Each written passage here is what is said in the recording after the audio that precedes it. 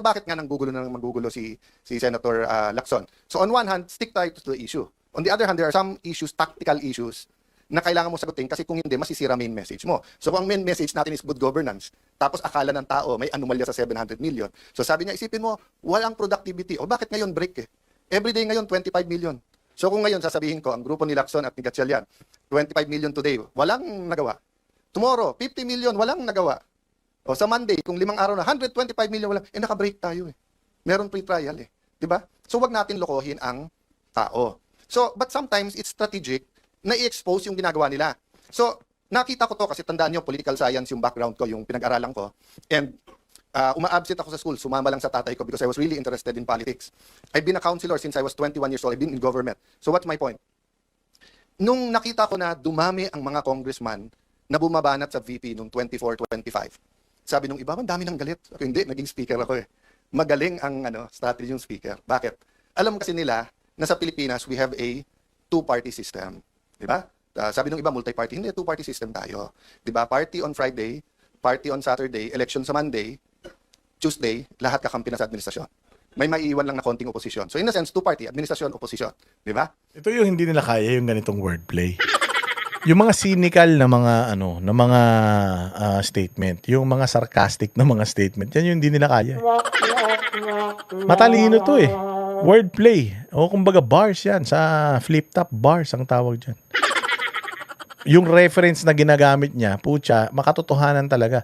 Two-party system. Literal, two-party, hindi. Dalawang party. Oh, party ng Biyernes, party ng Sabado, pagdating ng Lunes, magkakakampi na sila. Bilihan yan, bilihan, bayaran yan. Ganun na nangyayari sa gobyerno. Medyo unique lang ngayon kasi yung mga Pinklawan, Dilawan, pumampi, Marcos na rin. Dahil ayaw kay VP Sara. So ang nangyayari ngayon, they claim to be the opposition, but the opposition oppose. They're actually co-administering. Diba? So, what's my point there? Ang galing ng ginawa nila. Kasi pagka yung congressman hindi nagsalita ng mabigat versus VP Sara, alam nilang pagpalapit na or bumango, kakampi din nila o dalawa kakampi.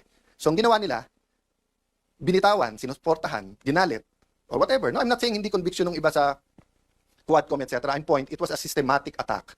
So that nga, hindi na sila, so that point of no return na. Na kung ikaw man si VP Sara, paano mo pang kakausapin yung mga yon? Inupakan ka na ng ganon, di ba? So ganun din ang ginawa nila ngayon sa Senado. Pag upo ko, tumitingin din sila kasi katulad, alam niyo naman si 14, di ba? Si 14, ilan meetings nag-attend siya, nagkikwento, nagmasama na ng sitwasyon. Etong si Senator Lacson, kung ano nang ginagawa. Tapos nung nagbilangan na, kumampi doon, siya din eventually kumausap sa ibang kasama na bumaliktad, si 14. So ang point ko, anong ginawa nila? Imbis na dumami tayo by them going to us, nung nag-meeting sila, take turns tayo lahat umupak. Kaya alam ko sa grupo nila ang pinakamatalino, si Lito Lapid. Kasi si Lito, parang kasama nyo na ako, pero wag nyo nang asahan, umupak pa ako. Di ba? I mean, si Lito's the most honest and practical. We're here together, this is politics. Pero wag na tayong gumawa ng invento tungkol sa kasama natin. Pero sila, nag-take turn sila. Liberal, kayo naman. Rafi Tulfo, ikaw naman. But makikita mo yung diferensya nila eh. Sabi ni Rafi Tulfo, hindi daw sila Malacanang. In other words, hindi sila tuta. Okay. But doon mo makikita yung graduated din experience. Bakit? Kasi si Senator Tito Soto and Senator Rafi Tulfo, at least sila tuta ng Malacanang. Pero si Erwin Tulfo, tuta lang ni Lacson. Hindi siya tuta ng Malacanang. Diba? Kasi nga may hawak sa kanya si Senator Lacson na alam sa kanya. Yung sinabi niya na may tatlong kumausap na wag pumirma. Unang-una, yung dalawa kakampi na nila. Pangalawa, yung kakampi lang isa, nagsabi nakwento din sa akin yon. Sinabi kay Erwin, kami ang ginaganito ngayon. Ito ang hawak sa iyo. 1, 2, 3, 4, 5. Isang araw ikaw gaganon. Kaya nung una, hindi rin pumirma si Erwin. So yun ang mahirap sa Senado. 24 lang kami. Araw-araw kami nagkwekwentuhan. Minsan nagiinuman pa. Kaya kung magkwekwento kayo, ayusin nyo kwento nyo. Kasi alam ko rin yung kwento eh. Di ba? Magkwekwento kayo, bitin pa.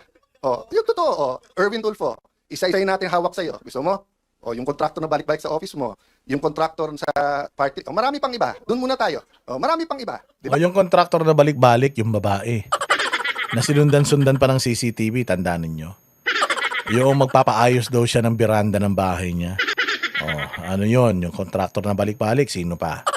Yung party list nila, yung isang membro ng party list nila, kontraktor, tapos yung kapatid. Panahon pa lang ni Pangulong Duterte, yung YAP ha, panahon pa lang ni Pangulong Duterte, lumulutang na yung pangalan niya na magnanakaw. Takay mo, kasama nyo sa party list nyo tapos magnanakaw.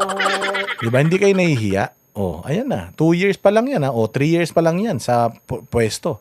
Si Erwin Tulfo. Gano'n na kayaman? 600 million na. Isang taon pa, baka billionaire na yan. Kauna-unahang bilyonaryo na broadcaster. O ibahin natin si Loren Legarda. Bilyonaryo man si Loren Legarda kasi bilyonaryo yung napangasama niya.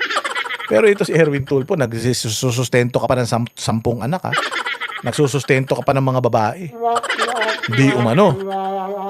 O, saan mo kukunin yung 600 million mo? Okay.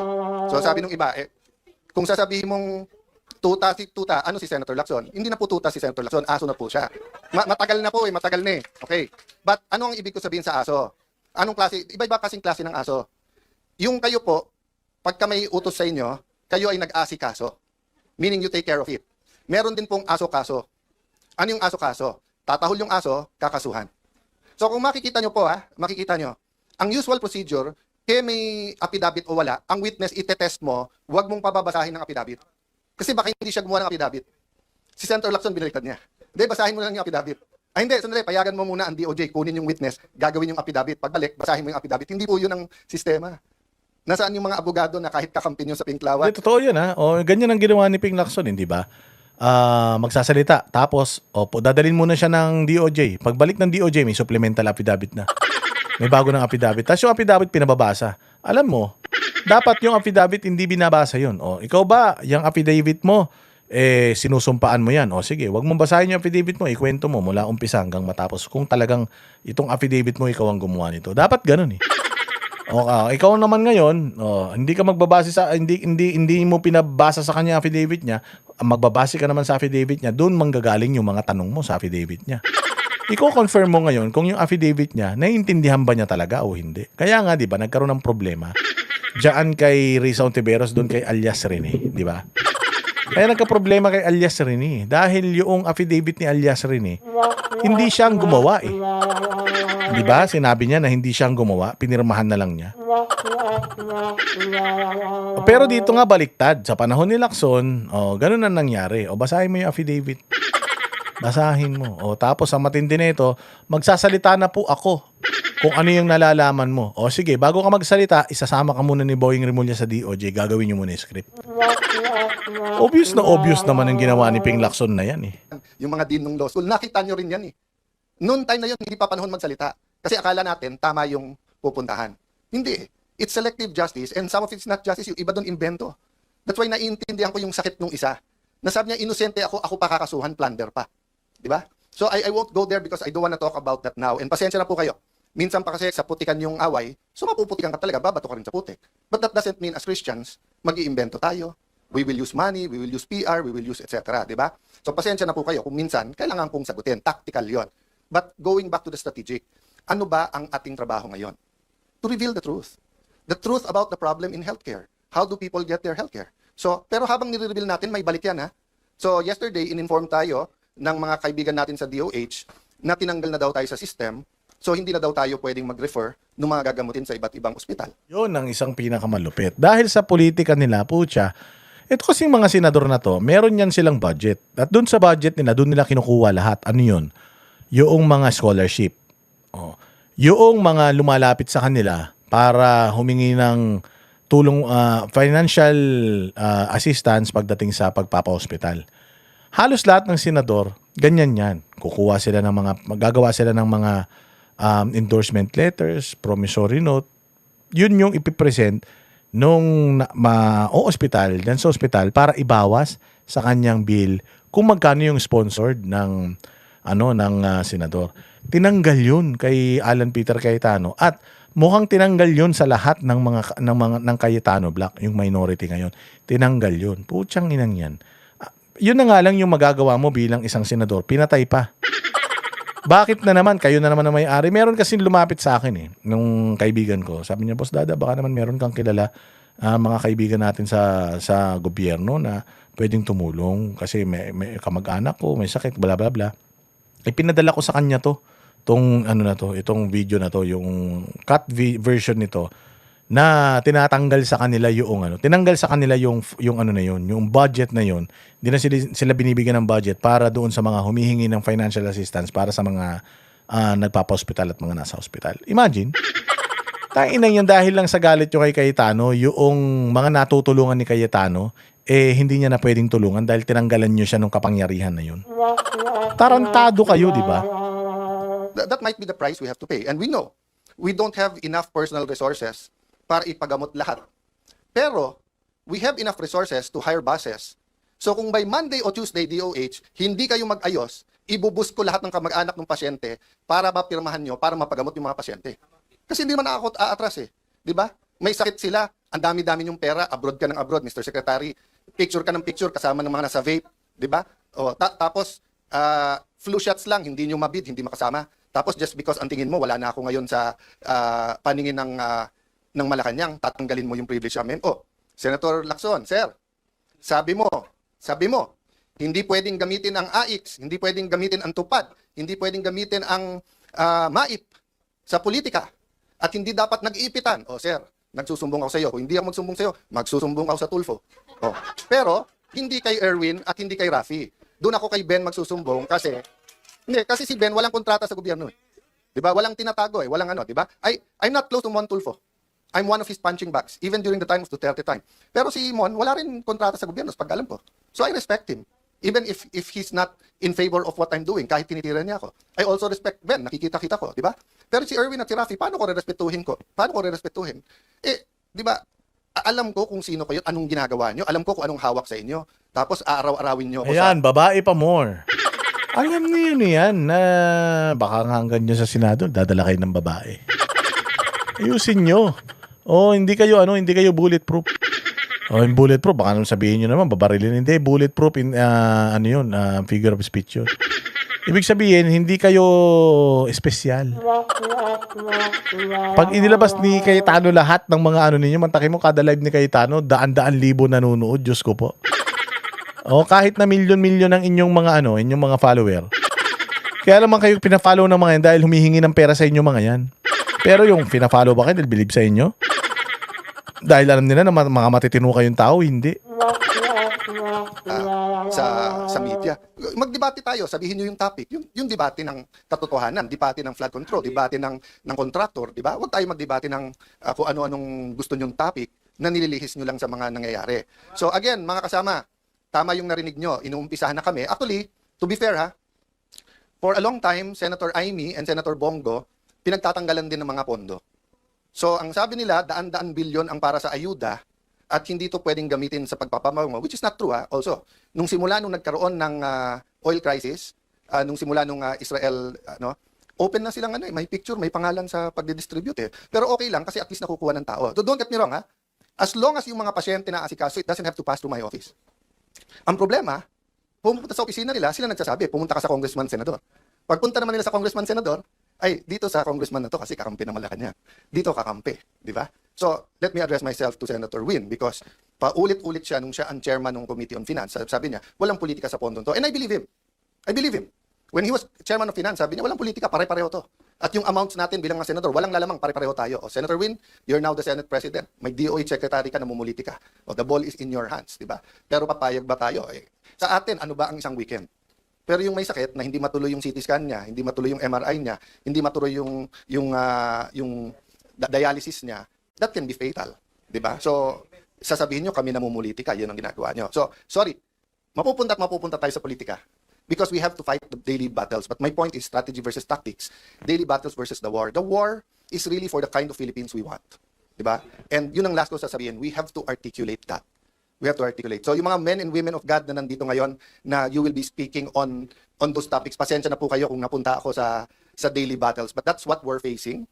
And iba-iba tayo ng trabaho. May taga-fast, may taga-pray, may taga-encourage, may taga-luto, may taga-linis, di ba? So we're all part of that giant puzzle that the Lord has put.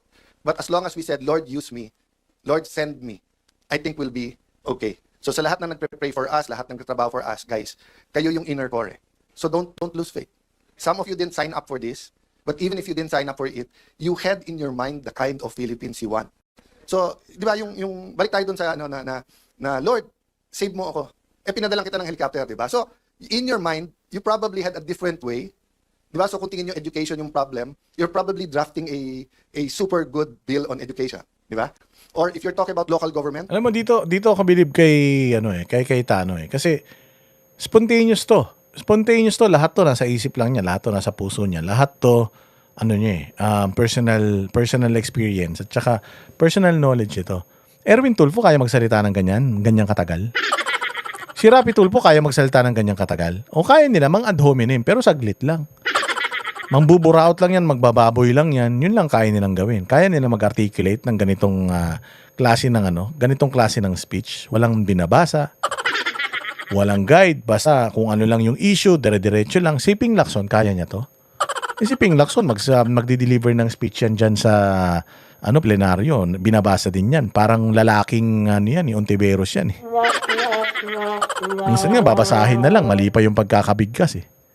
Diba? Hindi nila kaya ito. Even Win Gatchalian, hindi niya kayang magsalita ng ganito, mga bossing. Only Alan Peter Cayetano dyan sa Senado yung kayang magsalita ng ganito dire-diretso. Kaya nga, gigil na gigil sila pag nag-Facebook live, ito si Alan Peter Cayetano kasi ang hahaba, tapos tinatamaan niya lahat. Hindi kaya ng mga Tulfo yan. Kasi yung mga hindi naman magagaling yan eh. Kahit naman pag sila nasa radyo, pag sila nasa telebisyon, nagbabalita sila, hindi naman nila ginagawa yung mga balita nila. May mga taong gumagawa nun para sa kanila, tigabasa lang yung mga yan. So kapag yung mga yan, walang binabasa yan, basura yung mga yan. Oo. Si Rapi Tulfo, tanungin mo tungkol sa mga paligoy-ligoy. Hindi niya kayang mag-explain ng ganito. Ganito kalayo ang agwat ng utak ni Alan Peter Cayetano. Dito, unang-una, sa magkapatid na manyakis na mga Tulfo. Tapos dito kay Win Gatchalian na putyang ina. Parang mongoloid. Kung ano lang yung iutos mo, yun ang gagawin. Wala na, no buts, no ifs. Kung ano yung ipagawa mo sa kanya dahil patay gutom siya sa kapangyarihan, ayan. Pag in-interview mo, tatanungin mo, sir, anong masasabi mo sa ganito, sa ganyan? Wala siyang sagot kasi wala man yung mga yun. Kaya man nanalo mga senador yan, hindi mo matatalino yan eh. Kaya nanalo senador yan kasi nga, medyo may pangalan na sila, medyo sikat na sila. Ito si Alan Peter Cayetano. May pangalan na, sikat na, galing sa magaling na angkan. Kita mo, lives up to the expectation. Abogado man yan. Mahaba lang talaga siya magpaliwanag, pero kung titingnan mo, napakamalaman. Kaya nga aabangan ninyo itong si Alan Peter Cayetano na magsasalita, maglilitanya, magla-live. Kasi nga, ang dami niyang inilalabas na mga pilit na tinatabunan nitong mga ulaga, mga ogag na mga senador dyan sa Gatchalian Block, na mga aso ni Bongbong. Di ba? Kaya yan, hanggang dyan muna tayo. I hope na nagustuhan ninyo itong ating kwentuhan. Mabuhay kayo. Kung nagustuhan nyo to, i-like, share ninyo, subscribe kayo, at saka pakulay din rin kayo ha. Follow, subscribe, like, share, at lahat ng mga banatero, syempre, lahat ng mga vloggers na nag-expose sa lahat ng mga katiwalian ng gobyerno, i-ano nyo yan lahat ha. Ilabas nyo yan lahat. By the way, si Pulong Duterte hinahamon ng hair follicle test si Bongbong. Hinahamon si John Vic Rimulya ng hair follicle test. Hanggang ngayon di pa nagsasalita si John Vic. Hoy John Vic. Kaya ka nagpapasikat ha kasi babawiin na ni Benhar Abalos Jr. Yung posisyon mo na DILG, wala ka daw nagagawa diyan, puros ka lang kabaklaan ha. Abangan natin yan, mga susunod na galawan. Malamang sa malamang, kapag yan si John Vic tinanggal yan, babalimbing na naman yan. Yan pa namang magkapatid ng mga Rimulya na yan, pinaglihin yan sa prutas na balimbing. Wala mga prinsipyo at paninindigan yung mga yan. Kita-kita po tayo ulit sa susunod na vlog. Magandang umaga, tanghali, gabi sa inyo lahat. Kami ang boses ng masa, hindi natatakot. Katotohanan lang, di kami nalulunod. Walang bahid ng sismis, lahat ay totoo. Kahit sino ka pa, pag mali ka babanatan ka. Walang pinipili kulay, wala kaming kinikilingan. Basta para sa bayan, kami lalaban. Pagdama palakpakan, pag mali banatan, di matitinag, di matatakot. Para sa bayan, tuloy ang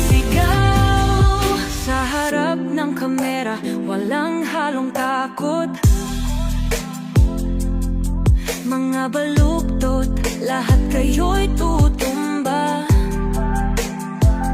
Ang hustisya at totoo, yun lang ang mahalaga. Kahit sinong harang, di kami matitinag. Walang pinipiling kulay, wala kaming kinikilingan.